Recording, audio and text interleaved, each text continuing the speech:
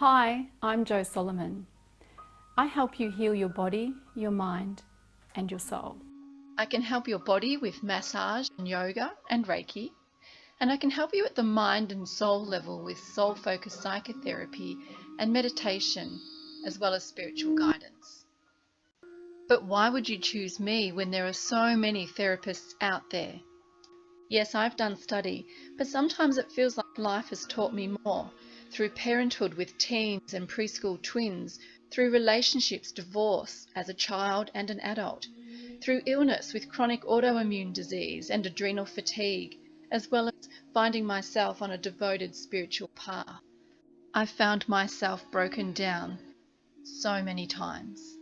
Let me share one of my darkest moments with you now.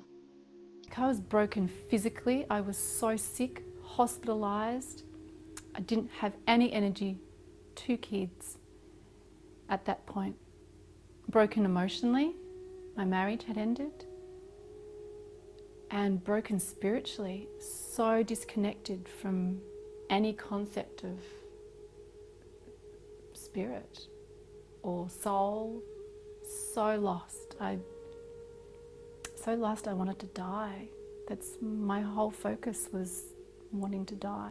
There was this moment where I had this image, there was a truck coming towards me, and I felt, this is it, I'm going to do it. And it was so convincing. I just was counting down to the point where I had to swerve for maximum impact so that I would die. I didn't want to get injured and have to continue suffering. It was like to die.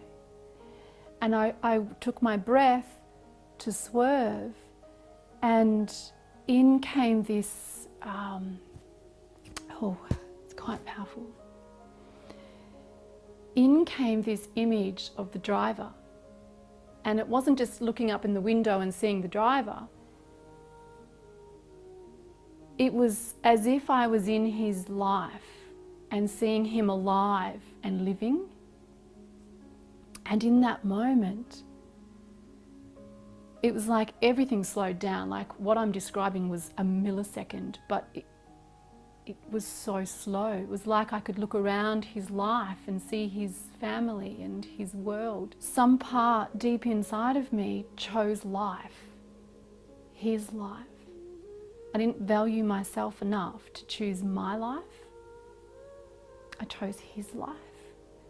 And that's really powerful. Spiritually, I didn't understand that at the time. I had no idea what was unfolding for me, but I didn't swerve. I pulled over and I broke down. All this stuckness started to release, and I was sobbing and crying in an incredible mess. And I had 2 little kids in the back of the car, and that shows you how messy I was, that I couldn't even contemplate their life. The rationalisation at that time was they were better off dying with me than to live without a mum. And this was the point at where I sought something different. At this time I was under the care of a GP on a mental health plan, whatever they called them back then. It was probably 10 sessions into 12 with a psychologist. I was on antidepressants, I had sleep tablets, you know, I was as medicated and helped as you could get in the conventional system. And some part of me, really deep in at the soul level, had decided that the growth was from living. And there was no sense of how. I was still really broken, really broken. And the tears that I'm feeling now, I just feel so much love for who I was, and gratitude because it's got me where I am now.